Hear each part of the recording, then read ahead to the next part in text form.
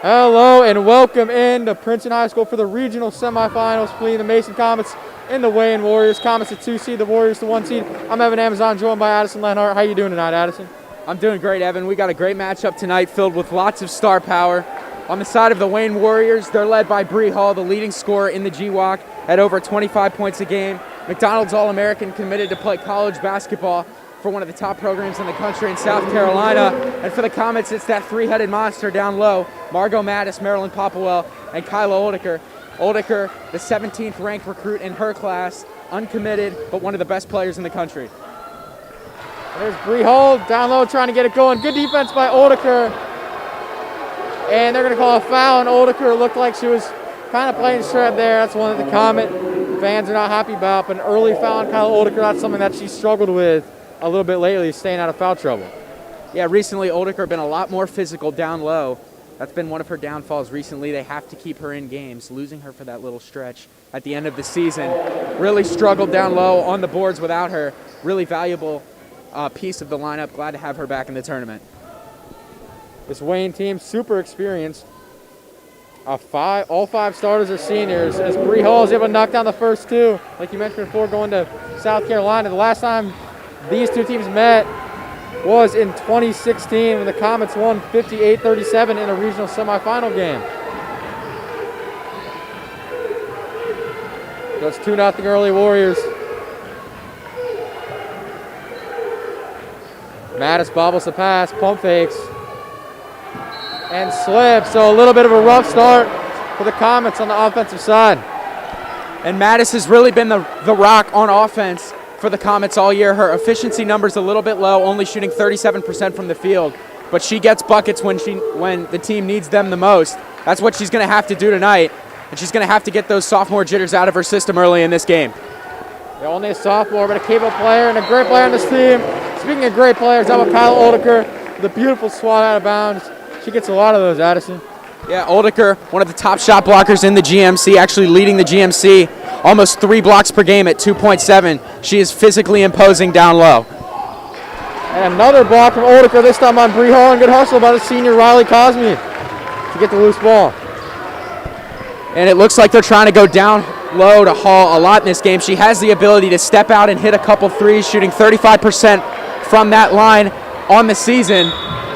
But they're trying to get her down low early. It's Kyla Oldiker with her first turnover. Yeah, so Mattis with a turnover, then Oldiker again. So a rough start for the Comets offense. But it's definitely tough for Bree Hall. She's definitely one of the best players, not only in Ohio, but in the country. But going up against 6'6" Kyla Oldiker, that's just not something you're used to. And Kyla Oldiker's done a pretty good job down low other than the foul. That was a pretty questionable call. And the three-pointer is good from Melissa Hargrove Hall, going to Stetson, the senior, 4th in the GWAC and points. She makes a big three there. 5-0 Warriors, and Oldiker throws out of bounds to another turnover. Man, the Comets look really nervous early. Yeah, and they're going to really need Hargrove Hall to cash in on those three-point opportunities. The Comets like to get up into you on the perimeter. Hargrove Hall, one of the best three-point shooters on this team at over 40% on the season. As you're totally right, the Comets just seemed a little bit shook to start this game. Really need to get that under control. Yeah, something Springboro did a great job of against the Comets, at least in the first half. They hit a lot of threes. The Comets a little lazy on some of their 2-3 zone possessions. This is a drive by Hall, back out to Hargrove Hall. And that one is no good. A little bit of an over back there, no call, and Hargrove Hall gets it back. So 7-0 Wayne Warriors lead the undefeated Comets early. And Coach Matula wanted a foul on that rebound, did not get the call, and Wayne's got all the momentum early in this game. Man, almost another travel for the Comets as they call a timeout. Coach Matula, smart timeout there. She's clearly not happy about the way this game has been starting. And the Comets have been prone to some slow starts throughout this season. The game that clinched them the GMC championship in the regular season against Princeton, they were down at the half, had a hard time getting going offensively. As Coach Matula pleading with his team to show a little bit more heart, as they just come out and gotten blitzed early in this game by the Warriors. Of course, we mentioned before the Mason standouts, Mattis, the sophomore, leading this team in points during the GMC, and Kyla Oldiker, who's 6th in GMC in points, number 17 in her class. And we take a look at the Wayne Warriors standouts. Of course, Bree Hall, we mentioned before, with about 25.7 a game. So Riley Cosby's going to take this one out of bounds. Gets into CC Carey. Carey and Cosby, two of the better outside shooters on this team. It's Oldeker down low, and she draws the foul, so the Comets finally seem to be getting it going a little bit on the offensive side. And there's not many matchups for Oldeker that Wayne is able to throw at him, but Jaquel Brunau is one of the better rebounding and shot blocking bigs on this Wayne team. She's going to need to come up big tonight, guarding Oldeker down low. Oldeker swings it to Cosby, pump fakes the three. Thought about it, decided to pass to Mattis. And Oldeker down low, trying to draw another foul. She goes up, a little too short there. And that ball slipped out of bounds on the Comets, so the ball going back to the Warriors. Comets no points in about the first 3 minutes of this game. And the game plan is clear for both teams, trying to force it inside to their talented girls down low, Kyla Oldeker and Bree Hall.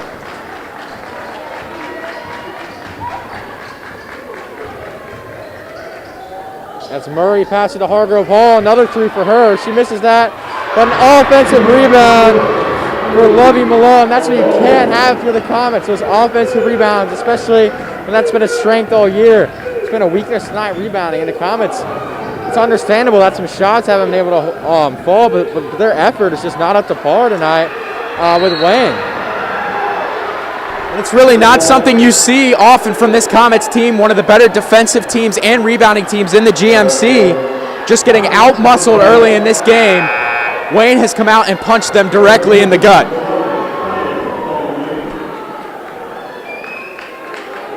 It's the Comets taking the ball out down low. See, in this situation, they usually like to throw it to Oldeker on that block. Instead, it's out to Carey for the mid-range jumper. That one's short. And a rebound of Wayne trying to go in transition up to Murphy. Murphy drives around. Cosby and scores. So 11-0 Warriors. Just an abysmal start for the Comets here. And Wayne has just come out with a lot more motivation, a lot more toughness, responding to the adversity. And the Comets have just no answers for them on the offensive end, and are unable to get any defensive stops as well.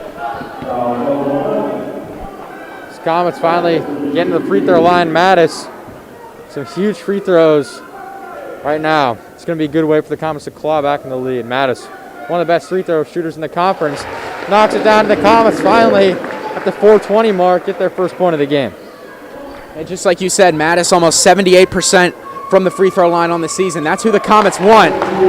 And for good scores, it just takes one basket to go through that hoop to get you going. Hopefully, for the Comets, that's going to get Mattis going, their leading scorer on the season at 15.5 a game. Yes, the Comets right now are 5th in the state and only one of two undefeated teams, as well as M&D, who had a blowout win against the 2-seed Centerville, M&D being the one earlier in this first regional semifinal matchup. That's who the Comets will play if they're able to win tonight.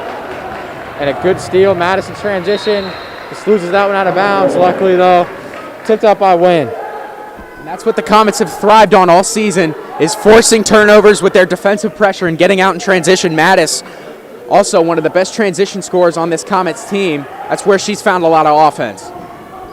And Wayne, I believe, is 13th in the state. So the Comets, if you look at the state rankings, are projected to win this, but with plays like that, it's going to be tough. Just another unforced turnover for the Comets. Kind of seems a lot. You've seen a lot of teams do that all year playing the Comets defense. Now you're seeing the Comets offense with a lot of these turnovers.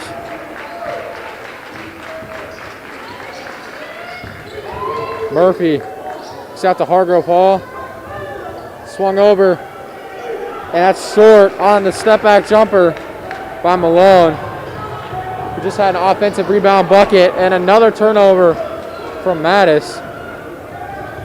And transition, Hall. And looks like they're gonna call it on the floor. Hall thought for a second this Wayne team thought it was an and one, but they're gonna call it on the floor, luckily. That's on CC Carey. And offensively right now, the Comets really just trying to do too much, trying to play hero ball. They got down quickly and are trying to get it back right away. They just need to scrap and claw, use that defensive mentality that they've had all season, and it's going to translate to buckets for them. Yeah, it's interesting. Madison Oldeker checking out in this one early. Maddie Baird coming to the game, and another three-pointer for the Warriors. That's Bree Hall. That's no surprise there. The 5-star knocks on a big one to extend the lead to 12. Yeah, and if you're Coach Matula, you could not have asked for a worse start or dreamt of a worse start if you tried your hardest, as they're already down 14-2. No continuity offensively, turning the ball over and not playing physical or pressure defense like they've always been used to. They're giving up open shots on the perimeter and just letting Wayne get whatever they want right now. So Baird and Cooper in the game for the Comets. They usually don't play their bench players that much. Cooper, I believe Maddie Baird didn't play last game against Springboro, so the Comets just trying to find a combination that works, and they struggle with the press there. And Bree Hall trying to find Alyssa Hargrove Hall, and that one is out of bounds. So luckily that was a good opportunity for Wayne after the Comets turnover, and they get the ball back as the refs are discussing it. They say it's tipped out by the Comets, and the fans are not happy here for Mason. It did look like it got tipped by a Comets player on the way out there, as Hall was looking for Hargrove Hall in the corner. And it's an easy bucket there from Hall. The Comets have to be able to stop that little bubble action down low. It's an easy shot of the night for Bree Hall. It's 16-2. Who would have thought early? Comets have won every game in the playoffs by more than 16. And right now they're down by 14 in the first quarter. They only allow 35 points a season. Right now they've given up 16. Yeah, right now, I mean, it's not looking good for the Comets early in this game, but there's plenty of game time left. Still over 2 minutes left in this first quarter. They got 26 minutes and 17 seconds of game time to get things together. And for an undefeated team, 3 seniors in the starting lineup, one of the most talented juniors in the country, they've got the firepower and the defensive ability to get back into this game. And one of the problems, though, in this situation, this is a team that's been leading all year, so it's tough to know what it feels like to be playing from behind. Because they haven't been down double digits the entire year. And Bree Hall, though, taking an easy layup, so 18-2, a 16-point lead for the Warriors. Bree Hall and Alyssa Hargrave Hall have been absolutely dominating this one so far. And the Comets, no strangers to playing All-Americans, got an opportunity to play Chance Gray, the Lakota West All-American, 3 times this season. In their last game against them, beat Lakota West by 30. Gray was 3 for 20 from the field with only 7 points, but Bree Hall is pretty much getting everything she wants on the offensive end, whether it's from the perimeter or down low. Cosme does not get that one to fall. Unfortunately, the Comets are going to need a lot of those threes, but there is going to be a foul. And the Comets getting out of bounds. It's on number 11, Ajalea Steiner for the Warriors. So Cosme's going to be passing it in from out of bounds. It's going to be really interesting to see if Coach Matula sticks with a lot of reserves in this game, as they've gotten down so quickly that they really need their starters to start cashing in on some of those buckets and get some things going on the offensive end. Yeah, Margot Matt is still out of the game, which is pretty interesting, especially in this point of the game. The Comets are desperate for buckets. And Hall is going to pull up from the elbow. That one no good, but there's Hargrove Hall, steps out of bounds. A nice rebound, but Comets get lucky there with a turnover. They've given up a ton of offensive rebounds early as well. And that's what you need, a little bit of luck to get you back in games like this. But, I mean, you said it right there, shining a light on the offensive or on the defensive glass that the Comets have just had so many problems with in this game, giving Wayne so many second chance opportunities off those first misses.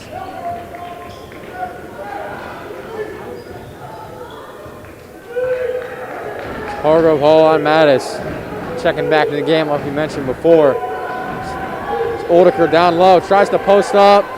Nice little step through move there. And Oldeker gets fouled and going to the line. Nice move from Kyla Oldeker. And if I'm the Comets, I'm looking to get Oldeker a little bit deeper in the post, getting her position up at the free throw line. I mean, Wayne's going to be able to double and force turnovers like they've done so far in this game. Getting bailed out with a foul there was Oldeker. Let's see if she can cash in on these free throws. That's in a great situation for Oldeker. She struggles at the line. She's able to make the first one, though. Comets are going to need a lot of free throws to claw back into this one. And she makes the second one as well, so 2 big free throws from Oldeker to cut into this deficit. Free throws have been the only points for the Comets in this first quarter. 0 field goals, shooting 0% from the field in this game. Offensively, they've been pretty dominant all season, scoring over 60 points per game. But Wayne has just come out and stunned them. Yeah, second in the GMC in points and first in GMC in points allowed. And it's been a struggle in both of those categories, at least so far. Wayne in no rush with their 14-point lead in the first quarter, likely trying to hold it for the final shot. Comets apply a load of pressure, and that looked like that was a backcourt, but they're going to say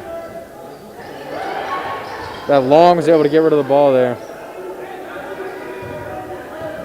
Now Hargrove Hall. Pass it back to Murphy. And that ball is tipped in the backcourt. But pretty good defense from Carey. Comets trying to make him shoot a tough shot here. With 4 to go, Murphy swings it over for 3, and that one is short. From Malone to the Comets. A rough start, trying to cut back in the lead. They were down 18-2.